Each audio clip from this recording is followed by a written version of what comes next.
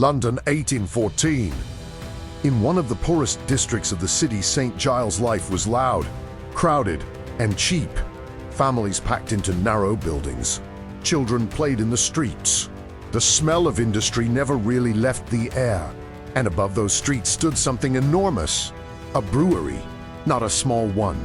Inside were fermentation vats, the size of buildings, wooden tanks held together by massive iron hoops. Each one stored more liquid than most people in the neighborhood would see in a lifetime. On October 17th, workers noticed something minor. One of the iron bands around a giant vat had snapped. It wasn't treated as an emergency. These tanks creaked all the time. Metal warped, bolts loosened. The structure groaned under pressure every day, so they logged it and went back to work. For about an hour, nothing happened. Then the rivets began popping out, one by one, not loudly, more like distant gunshots echoing inside wood. And then the vat failed. It didn't leak. It exploded.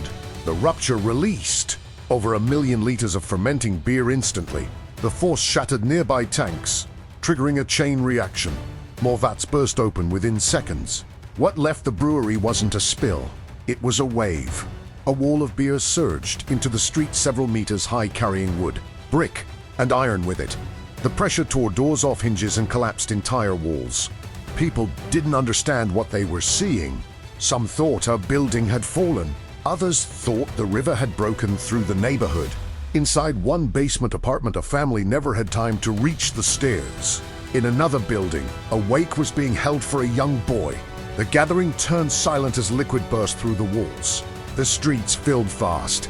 Beer forced its way through alleys too narrow to escape. Those knocked down couldn't stand back up. The current pinned them against debris and masonry. Within minutes, the district was flooded, and then it stopped. No more pressure remained. The brewery had emptied itself into the neighborhood. 8 people were dead.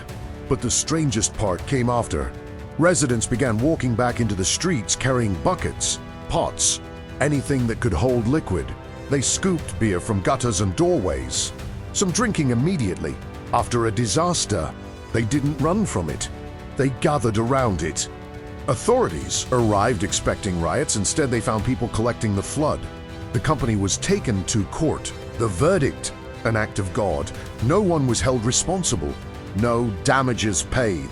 The brewery continued operating. For days, the area smelled like alcohol.